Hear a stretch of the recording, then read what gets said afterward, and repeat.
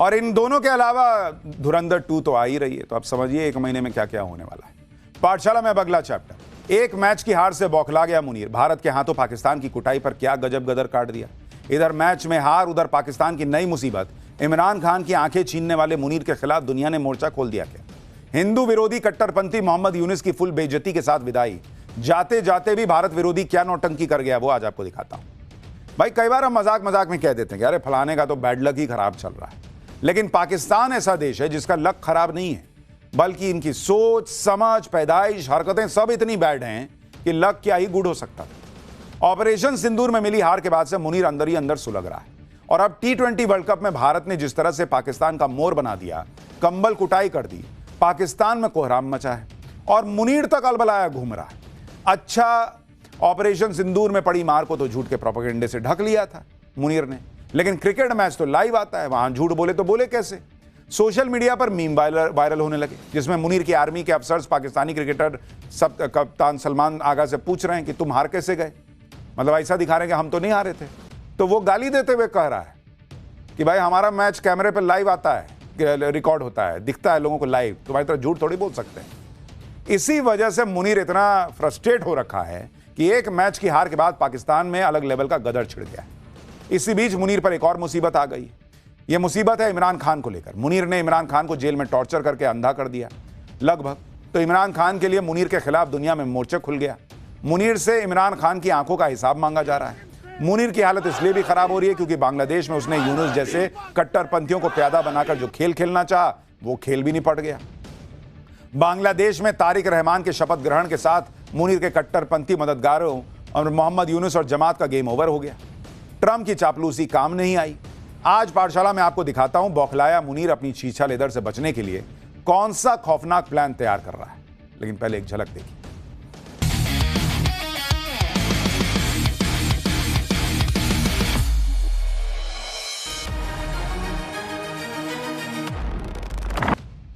देखिए, असीम मुनीर को सबसे बड़ा सदमा तो तब लगा जब भारत ने वर्ल्ड कप में पाकिस्तान की वैसी ही धुलाई कर दी जैसे मुनीर की धुलाई ऑपरेशन सिंदूर में हुई थी।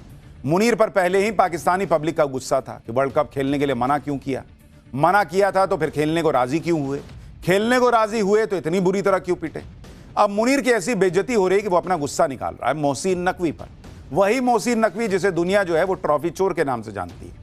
मोहसिन नकवी से मुनीर इसलिए भी नाराज है क्योंकि नकवी से जब पूछा गया कि क्या पाकिस्तान ने आईसीसी की धमकियों की वजह से मैच का बॉयकॉट करने के फैसले पर यू टर्न लिया, तो मोहसिन नकवी ने इसके जवाब में मुनीर को खींच लिया। मोहसिन नकवी ने कहा कि न तो वो धमकियों से डरते हैं, न पाकिस्तान की सरकार और न फील्ड मार्शल। अब दुनिया याद दिला रही है मोहसिन नकवी का वो बयान। मोहसिन नकवी मुनीर का रिश्तेदार है। अगर गलती से पाकिस्तान वर्ल्ड कप में भारत से मैच जीत जाता तो नकवी मुनीर की नजर में हीरो बन जाता, लेकिन पाकिस्तान हार गया तो अब पाकिस्तान में मुनीर एंड कंपनी में अलग ही बवाल शुरू हो गया।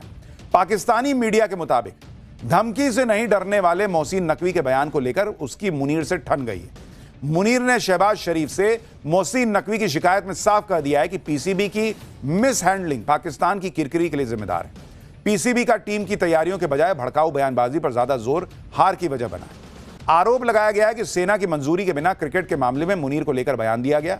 इसे मर्यादा की सीमा को लांघने वाला बयान बताया गया। रिपोर्ट्स में यह भी दावा किया गया है कि मुनीर पहले ही पीसीबी चेयरमैन मोहसिन नकवी से खुश नहीं था। भारत से मिली हार ने इस नाराजगी को और बढ़ा दिया। सूत्रों का दावा है कि मुनीर के गुस्से को शांत करने के लिए शहबाज शरीफ जल्दी ही पीसीबी के नए चेयरमैन की नियुक्ति पर विचार कर सकते हैं। अपने जीजा मुनीर के इस गुस्से को देखकर शायद मोहसिन नकवी को भी अंदाजा हो चुका है कि अब उसकी कुर्सी खतरे में है। इसलिए मोहसिन नकवी फिर से यह माहौल बनाने में जुट गया कि भारत के साथ मैच खेलने का फैसला तो प्रधानमंत्री शहबाज शरीफ और श्रीलंका के राष्ट्रपति के बीच हुई बातचीत की वजह से हुआ था।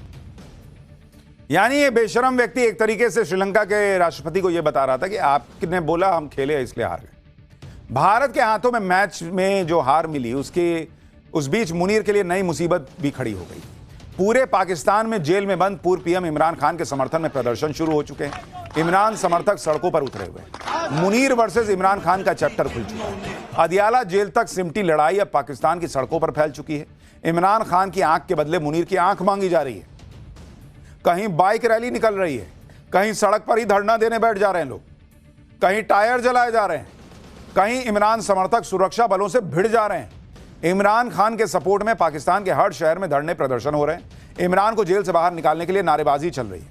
प्रदर्शनकारियों का टारगेट मुनीर है। मुनीर पर जेल में बंद इमरान खान को अंधा करने का आरोप लग रहा है।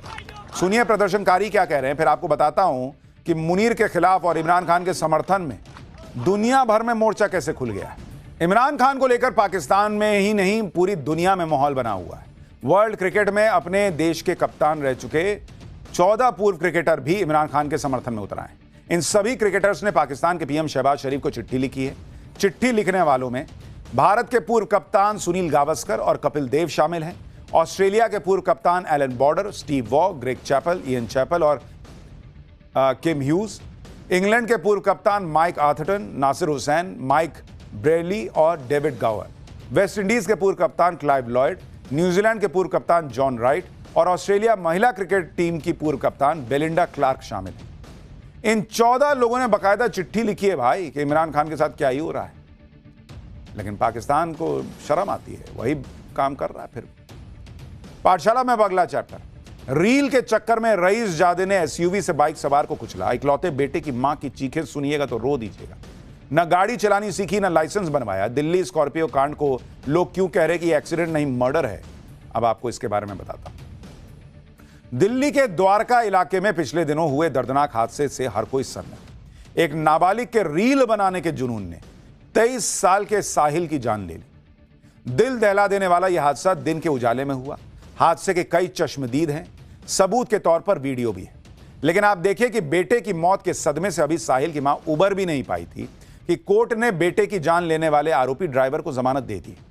एफआईआर में आरोपी की उम्र 19 साल, लेकिन कोर्ट में वो नाबालिग साबित हो गया। नाबालिग बेटे के हाथ में कार की स्टीयरिंग देने वाला पिता भी छूट गया। आप सोचिए कि आरोपी ड्राइवर के पास ना तो लाइसेंस था, ना ही उसे गाड़ी चलानी आती थी। सिर्फ और सिर्फ रील बनाने का जुनून और तेज रफ्तार में गाड़ी चलाने का शौक, और उस शौक ने एक परिवार को उजाड़ दिया। ऐसे में दोषी कौन है? पिता और परिवार की कितनी जिम्मेदारी है? यही सवाल अब साहिल की मां पूछ रही, लेकिन ना तो इसका जवाब पुलिस के पास है और ना ही उन लोगों के पास जो अपने नाबालिग बच्चों को बिना सोचे गाड़ी की चाबी थमा देते हैं। साहिल का एक्सीडेंट 3 फरवरी को हुआ था। पिछले 2 हफ्तों से साहिल की मां के आंसू नहीं रुके हैं। साहिल के मां के सब्र का बांध तब टूट गया जब साहिल की मौत के जिम्मेदार आरोपी को कोर्ट से जमानत भी मिल गई। इसके बाद साहिल की मां इतनी बेबस हो गई कि सोशल मीडिया पर उनको अपील करनी पड़ी। उन्होंने आम लोगों से कहा कि अगर आज लोगों ने उनका साथ नहीं दिया तो ऐसी घटनाएं कभी नहीं रुकी। एक मां रो रो कर न्याय की मांग कर रही, लेकिन उस लड़के को तो जमानत मिल गई। इस बीच वो वीडियो भी सामने आ गया है जिसमें एक्सीडेंट की लाइव तस्वीरें कैद हैं। इस वीडियो को हादसे के वक्त आरोपी की बहन शूट कर रही थी, जिसमें दिखाई दे रहा है कि सामने से एक बस आ रही है जिसके पीछे से एक बाइक भी दिखाई दे रहा है। यह बाइक साहिल की थी। वीडियो देखकर अंदाजा लगाया जा सकता है कि ड्राइवर के पास ब्रेक मारने का मौका था, लेकिन ऐसा नहीं हुआ। स्कॉर्पियो ड्राइवर ने तेज रफ्तार में पहले बाइक को टक्कर मारी, इसके बाद सड़क किनारे खड़ी एक कार को भी उसने टक्कर मार दी और साहिल की मौत हो गई। लेकिन आप तस्वीरें देखिए, इस तस्वीर में उस वक्त क्या हुआ वो दिख रहा है। साहिल की जो मां है वो कह रही है कि उन्हें न्याय मिलना चाहिए, लेकिन वो न्याय कब मिलेगा, मिलेगा भी या नहीं मिलेगा, ये सवाल खड़ा हो रहा है।